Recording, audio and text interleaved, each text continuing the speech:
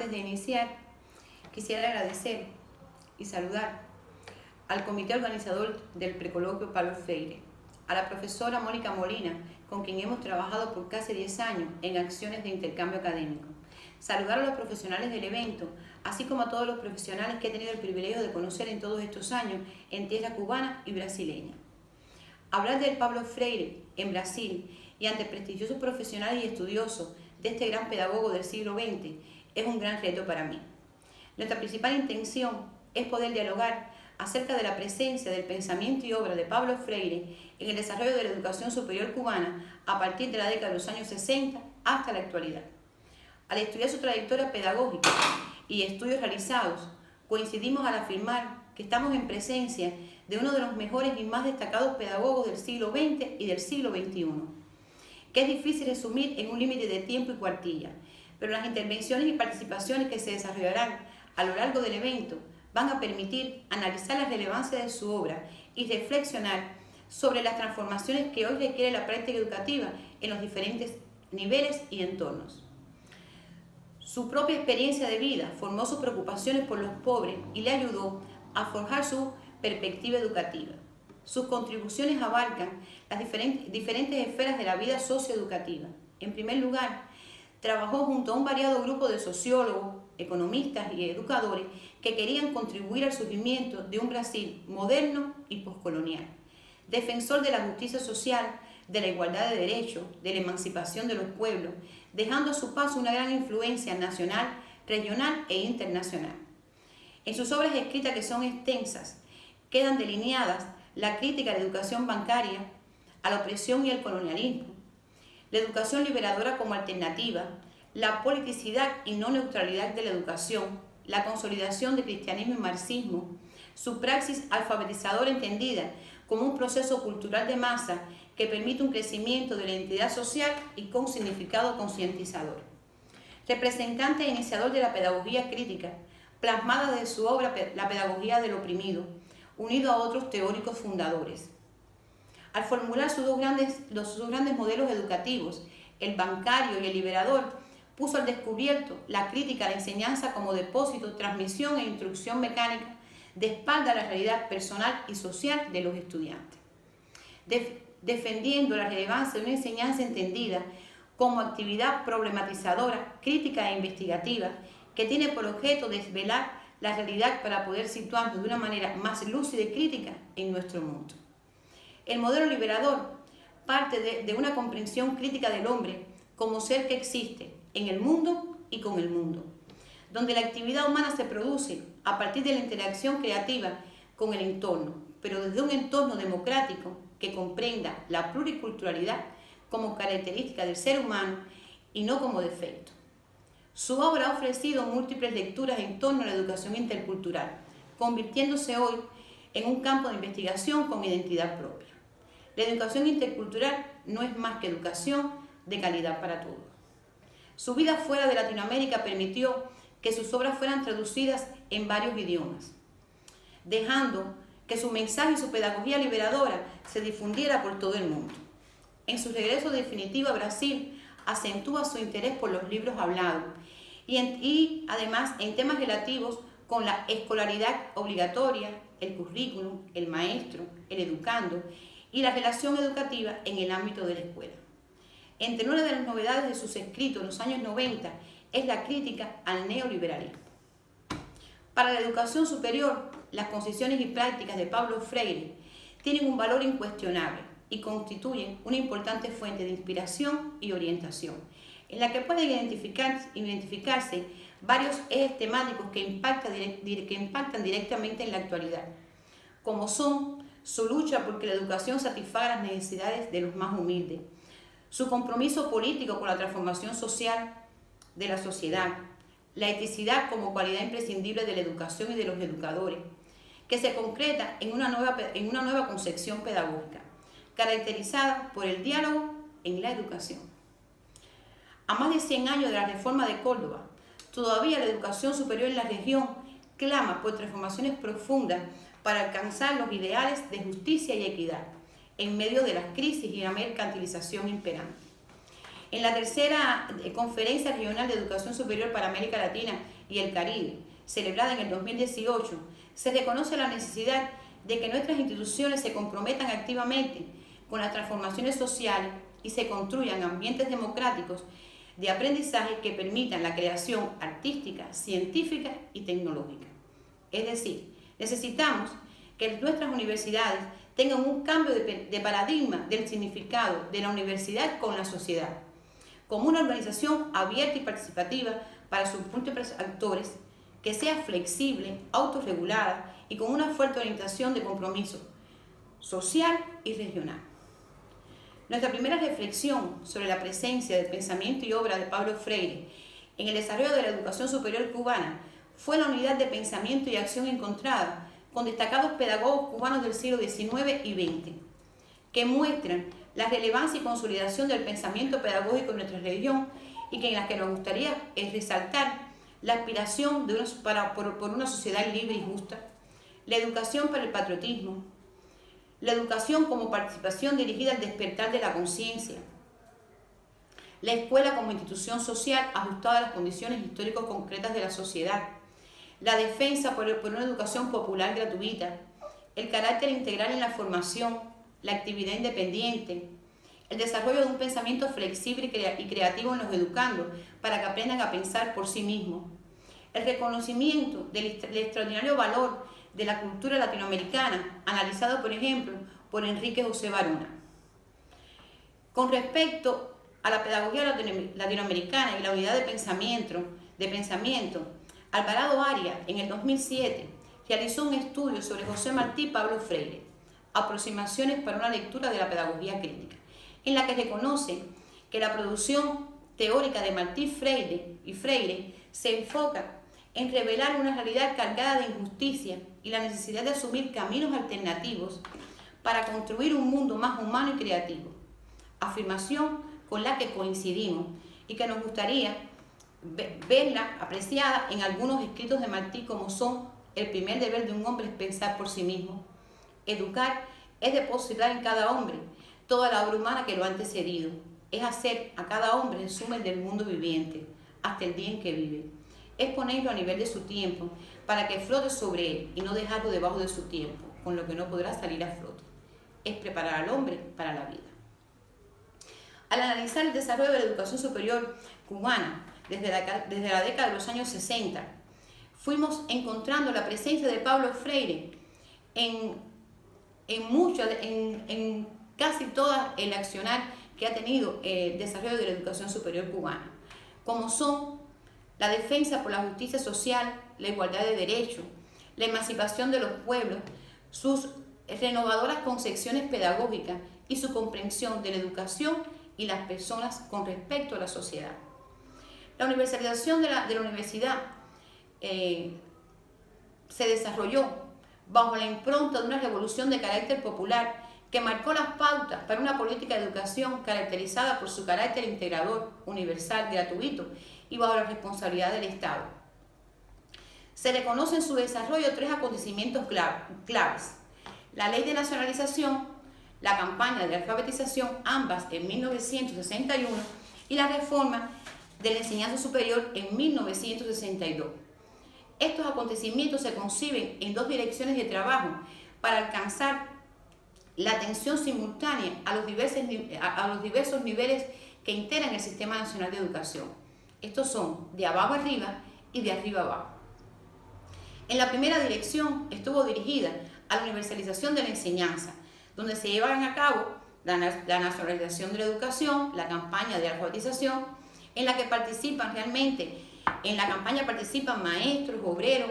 y miembros de la comunidad. La atención a la progresiva superación de las personas que se iban alfabetizando a través de la Facultad Obrero Campesina, la extensión en los municipios y comunidades del cine, del teatro, del movimiento de artistas aficionados, de la red de bibliotecas, de la educación deportiva y las casas de cultura. La segunda dirección estuvo dirigida a la universalización de la educación superior. En 1960 se instituye el Consejo Superior de Universidades, estando ya sus objetivos en función de la sociedad. Y en el 62 se lleva a cabo la primera reforma universitaria, que plantea postulados vigentes hasta la actualidad, entre los que podemos citar la educación para todos los cubanos, la ampliación de las ofertas de carrera, el perfeccionamiento de los programas de estudio, atendiendo el desarrollo científico-tecnológico y las necesidades de la sociedad, la organización de sistemas de beca para los estudiantes de zonas rurales, la relación entre el preuniversitario y la universidad, la incorporación de cursos de nivelación para alcanzar el bachillerato, la realización de investigaciones científicas en colaboración con las instituciones y organismos de la sociedad. La universalización de la educación superior en Cuba ha sido entendida hasta la actualidad como un sistemático proceso de transformaciones dirigido a la ampliación de posibilidades y oportunidades de acceso a la universidad y de multiplicación y extensión de conocimiento en su contribución a la formación de una cultura general e integral en toda la población. Otro acontecimiento importante de los años 70 fue la creación del Ministerio de Educación Superior en 1976. Época de crecimiento socioeconómico y educativo en la que se reconoce la importancia estratégica de la educación superior en el desarrollo de la sociedad. En esta etapa y hasta los años 90 se llevaron a cabo un grupo de eslabones de perfeccionamiento y desarrollo continuo en la educación superior, entre las que podemos destacar el incremento de la red de instituciones universitarias. Se amplían las ofertas de carreras y acceso, se propicia una mayor integración entre la docencia, la producción y la investigación, se implementa la concepción del enfoque integral para la labor educativa, se crean centros de investigación, se inicia la educación a distancia, se implementan programas de extensión, el Sistema Nacional de Posgrado y Superación Profesional y se intensifica la formación de doctores. En los años 90 se experimentó una aguda crisis económica, representando para la educación superior, entre otros problemas, una reducción considerable de la matrícula y para la sociedad la existencia de un amplio sector de la población desvinculado de cualquier actividad de estudio y trabajo. Como respuesta, se implementaron a partir del año 2000 una serie de programas de la revolución asociados a las esferas de la educación, la salud, la cultura y el trabajo social,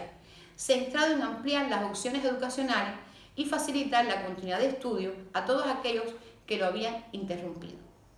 Se introduce así en el nivel medio superior un conjunto de programas de formación que tuvieron un carácter educativo intensivo y de corta duración,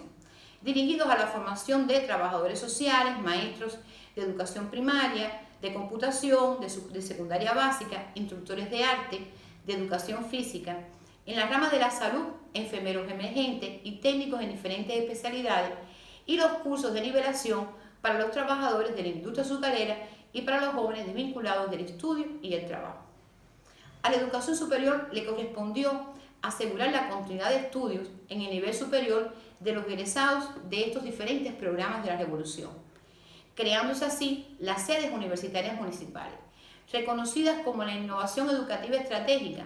que permitió ofrecer estudios de nivel superior a una matrícula masiva y geográficamente dispersa. La educación superior en los municipios inicia en el curso 2001-2002,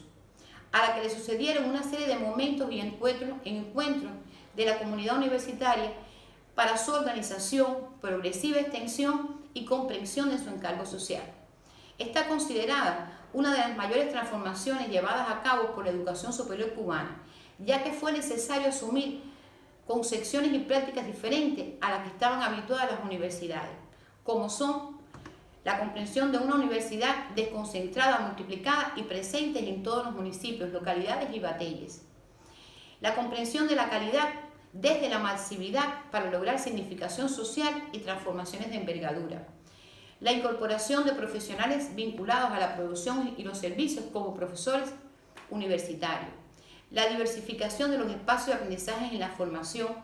El acercamiento a los problemas reales de la sociedad. La gestión universitaria con énfasis en las relaciones horizontales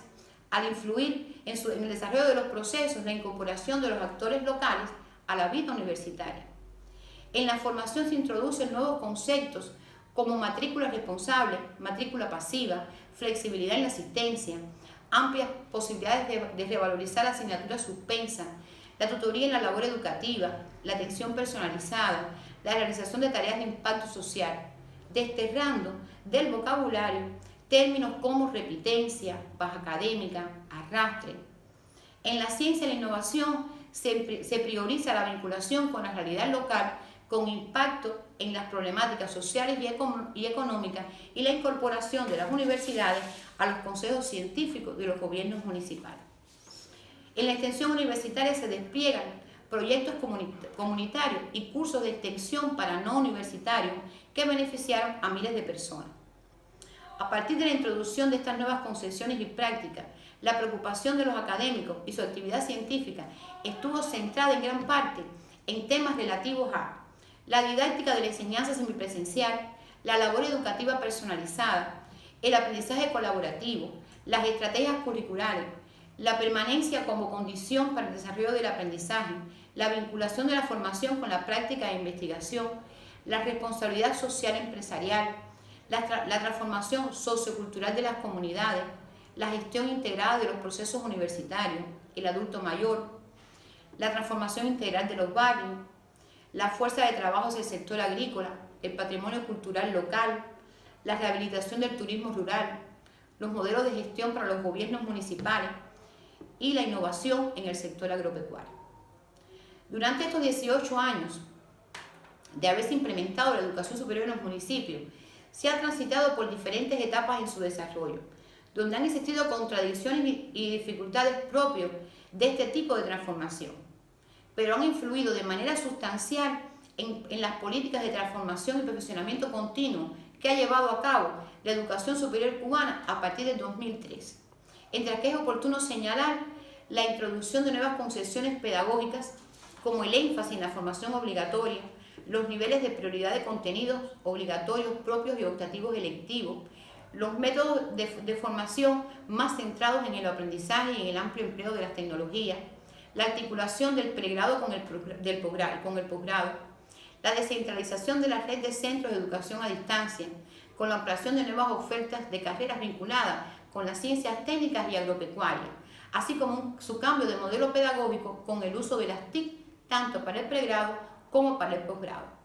La creación de órganos de integración y acercamiento a la realidad hasta el nivel local, como son los centros universitarios municipales y el Consejo Nacional para la Educación Superior. Se inició